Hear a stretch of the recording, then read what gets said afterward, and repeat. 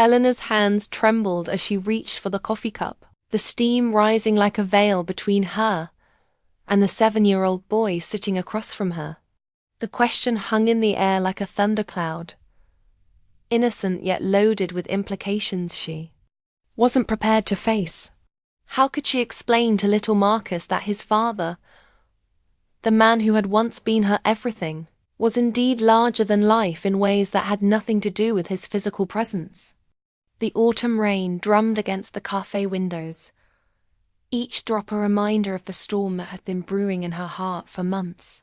She had agreed to watch Marcus for the weekend, a favor that felt more like penance for the love she couldn't quite bury. That she hadn't expected this conversation, this moment when a child's curiosity would force her to confront truths she'd been avoiding. "Well?"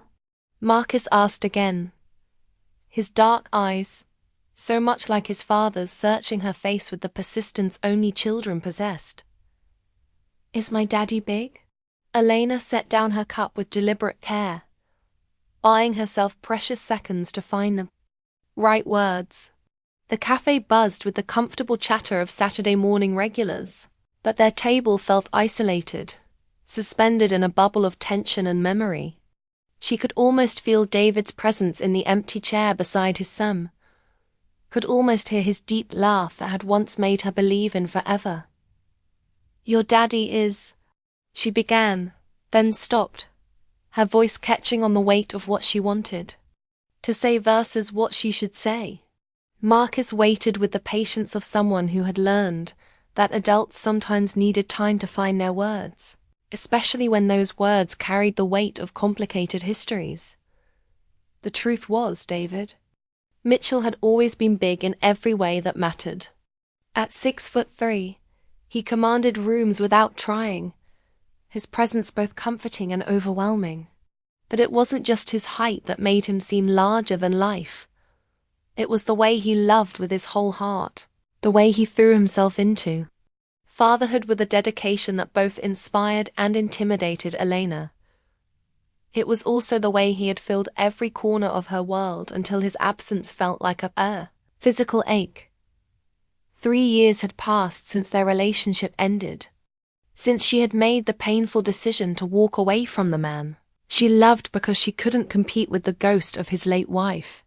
Sarah had been Marcus's mother, David's first love, and even in death, she cast a shadow that Elena could never quite step out of. The guilt of loving a widower, of caring for a child who would never truly be hers, had eventually consumed her. But sitting here now, watching Marcus fidget with his hot chocolate, Elena realized that some connections transcend time and circumstances. She had walked away from David, but she had never truly left Marcus. Their bond had been forged in bedtime stories and scraped knee band-aids, in the quiet moments when he had crawled into her lap and called her his almost mommy. "Elena?" Marcus's voice brought her back to the present, to the question that still hung between them like a bridge she was afraid to cross. "Yes, sweetheart," she said finally, her voice steadier than she felt. "Your daddy is big. He's big in all the ways that matter." Marcus tilted his head, considering this. "Tommy at school says his dad is the biggest. He says his dad could beat up anybody. But I think my daddy is bigger because he makes me feel safe, even when he's not there." The simple wisdom of a child hit Elena like a physical blow. She had spent so many sleepless nights wondering if she had made the right choice, if walking away had been an act of selflessness or cowardice. But hearing Marcus speak about his father with such quiet confidence, such unshakable faith, she realized that David's love had indeed made him bigger than any ordinary man. "That's exactly what I mean," Elena said, reaching across the table to squeeze Marcus's small hand. "Your daddy is big because he loves you so much. That kind of love makes people bigger than they ever thought they could be." Marcus beamed at this, satisfied with her answer in the way only children could be. But Elena felt the conversation shift something inside her, like tectonic plates moving after years of stillness. She had come here expecting to spend a normal weekend with Marcus, to maintain the careful distance she had constructed between herself and David's life. Instead, she found herself confronting the very feelings she had been trying to escape. The cafe door chimed, and Elena looked up to see David himself stepping inside, shaking rain from his dark hair. Her heart performed its familiar dance, that traitorous skit that reminded her that some wounds never quite heal. He spotted them immediately, his face lighting up with a smile that made her remember why she had fallen in love with him in the first place. "There are my two favorite people," David said as he approached their table, his voice carrying that warm rumble that had once been her favorite sound in the world. He bent to kiss Marcus's forehead, then hesitated before giving Elena a soft smile. "Thank you for watching him. I hope he wasn't too much trouble." "Never," Elena said, meaning it. "We were just having a philosophical discussion about perspective." David raised an eyebrow, clearly intrigued, but Marcus jumped in before Elena could elaborate. "Daddy, Elena says you're big. Really big. Not just tall big, but love big." The words hung in the air between them, and Elena felt her cheeks burn with embarrassment. She hadn't meant for the conversation to sound so intimate, but David's expression softened, and something flickered in his eyes that she couldn't quite read. "Did she now?"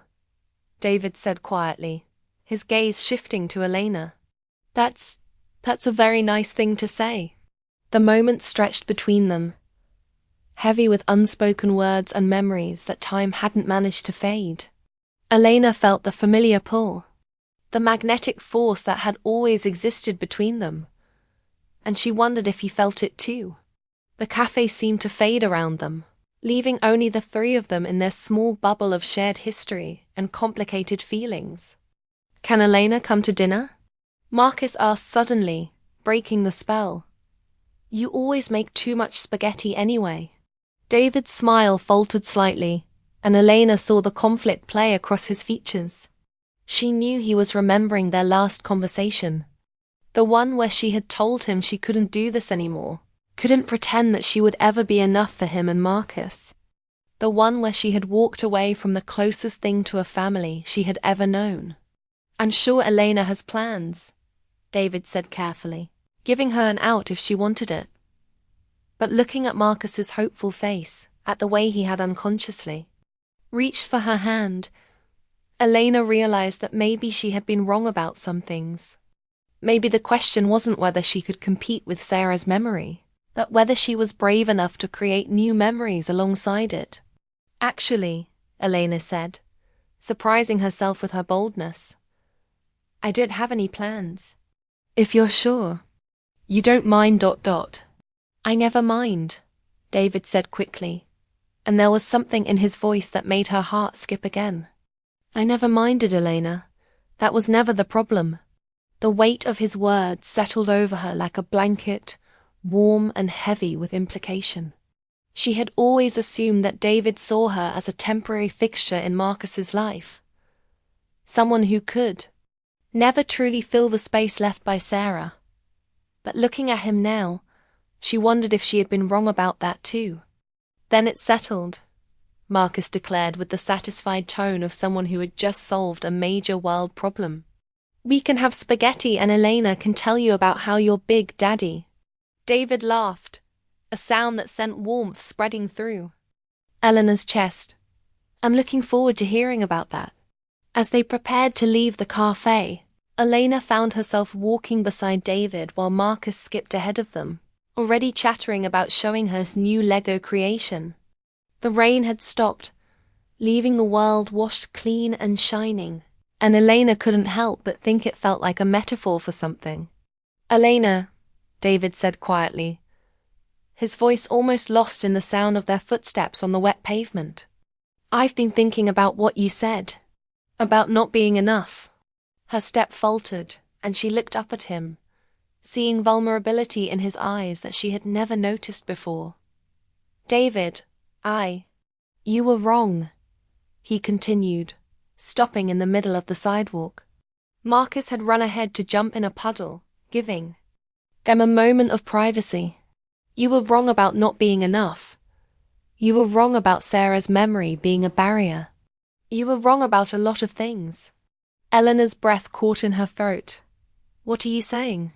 I'm saying that loving someone who's gone doesn't mean you can't love someone who's here. I'm saying that Marcus asking you about whether I'm big isn't just idle curiosity. It's him trying to understand why the two most important people in his life can't seem to find their way back to each other. The honesty in his voice made Elena's eyes well up with tears she had been holding back for months. David, I left because I thought ... I know why you left, he said gently. And I let you go because I thought I was protecting you from getting hurt. But we both got hurt anyway. Didn't we? And Marcus got hurt too, losing someone he loved. Elena wiped at her eyes, not caring that her makeup was probably smudged. I never stopped loving you, she whispered. Either of you. I just didn't know how to love you both without feeling like I was betraying her memory. David reached out and took her hand, his fingers warm and familiar against hers. Sarah would have wanted Marcus to be happy. She would have wanted me to be happy. And she would have loved you for loving us the way you do. The simple truth of it hit Elena like a revelation. She had been so focused on competing with the dose that she had forgotten the most important thing. Love wasn't a competition. It was a choice made new every day to show up for the people who mattered. Daddy, Elena, look. Marcus called from ahead, pointing excitedly at a rainbow that had appeared in the clearing sky. It's like a bridge. Elena and David looked at each other, then burst into laughter at the perfect metaphor. Sometimes the universe had a sense of humor about timing. Come on, David said, tugging her hand. Let's go see this bridge. As they walked toward Marcus and his rainbow, Elena felt something shift inside her chest. The fear that had been her constant companion for so long began to loosen its grip, replaced by something that felt suspiciously like hope.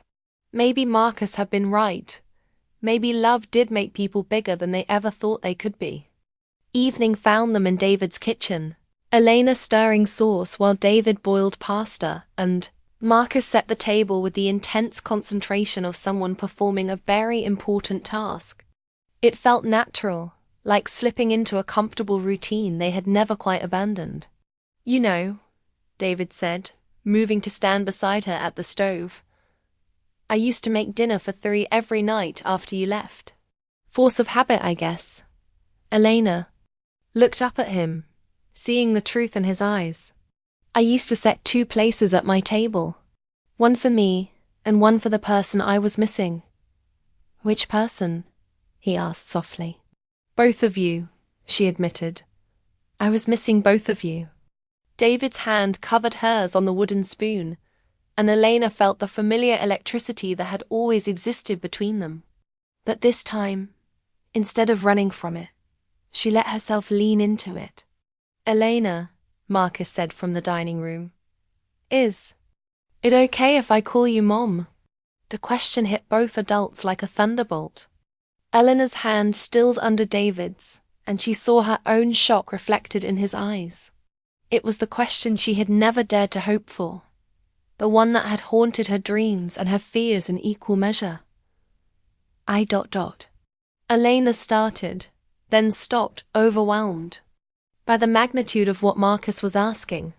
She looked at David, seeking guidance, but he was looking at her with an expression she couldn't quite read. You don't have to answer that right now, David said gently. That's a big question, buddy. But I want to, Marcus said, appearing in the doorway with his serious face on. I remember my first mom a little bit. She was nice and she smelled like flowers. But Elena takes care of me now. She reads me stories and she knows how to make my bad dreams go away. Isn't that what moms do? Elena's eyes filled with tears again. But this time they were tears of joy mixed with terror. The responsibility of being someone's mother, of being trusted with a heart as pure as Marcus's felt enormous. But looking at his hopeful face, she realized that maybe she had been mothering him all along without realizing it. "I would be honored," she said finally, her voice thick with emotion, "if you wanted to call me that." Marcus whooped with joy and ran to hug her, nearly knocking her over in his enthusiasm. Over his head, Elena met David's eyes and saw tears there too. They were all crying now, she realized, and it was the most beautiful kind of breakdown she had ever experienced. "Are you going to live with us now?" Marcus asked, his voice muffled against her shirt. Elena looked at David, the question hanging between them like a promise. They had talked about love and memory and bridges, but they hadn't talked about the practical reality of building a life together. She had her apartment, her job, her carefully constructed independent existence. But looking at David's face, she realized that maybe it was time to stop being so careful. "Would you like that?" she asked Marcus, then looked at David. "Would you both like that?" "I've been hoping for that for 3 years," David said simply. "I just didn't know how to ask." "You don't have to ask," Elena said, understanding finally dawning. "We're family. We've been family all along." As they sat down to dinner, Elena looked around the table at her boys, because that's what they were now, officially and completely hers, and felt a completeness she had never thought possible. Marcus chattered about his day, David asked about her work, and Elena realized that this was what happiness looked like. Not the dramatic, overwhelming emotion she had expected, but this quiet, steady warmth that filled all the empty spaces inside her. Later, after Marcus had been tucked into bed with extra stories and extra hugs, Elena and David sat on the couch, with cups of tea, finally able to talk about everything that had happened. "I can't believe he asked if I was big," David said, shaking his head with amusement. "Kids have a way of cutting straight to the heart of things, don't they?" "He was trying to understand why you matter so much," Elena said. "Why you both matter so much to me." David set down his tea and turned to face her fully. "Elena, I need you to know something. I loved Sarah with everything I had. She was my first love, my first everything. But that doesn't make what I feel for you any less real or important. Love isn't finite. It doesn't run out." Elena nodded, feeling the truth of his words in her bones. "I know that now. I think I always knew it, but I was too scared to believe it." "And now?" David asked, reaching for her hand. "Now I think I'm brave enough to be big too," she said, intertwining their fingers. "Big enough to love you both without reservation. Big enough to be the mother Marcus needs. Big enough to build a life with you that honors where we've been, while embracing where we're going." David smiled, the kind of smile that reached his eyes and made Elena remember why she had fallen in love with him in the first place. "I love you," he said simply. "I love you for who you are, not for who you think you should be." "I love you too," Elena replied. And for the first time in years, she meant it without qualification or fear. As they sat there in the quiet of the evening, Elena thought about Marcus's question and realized that David was indeed big enough to love 2 women in completely different ways. Big enough to be the father Marcus needed, and big enough to make room in his heart for a future that none of them could have imagined. And maybe, Elena thought as David's arm tightened around her, she was finally big enough too. Big enough to love without limits, to mother without fear, and to build a family that was uniquely theirs while honoring the love that had come before. The rain had stopped completely now, and through the window, Elena could see stars beginning to appear in the clearing sky. Tomorrow would bring new challenges, new conversations, new moments of joy and uncertainty. But tonight, sitting here with the man she loved while their son slept peacefully upstairs. Elena felt like she had finally found her place in the world.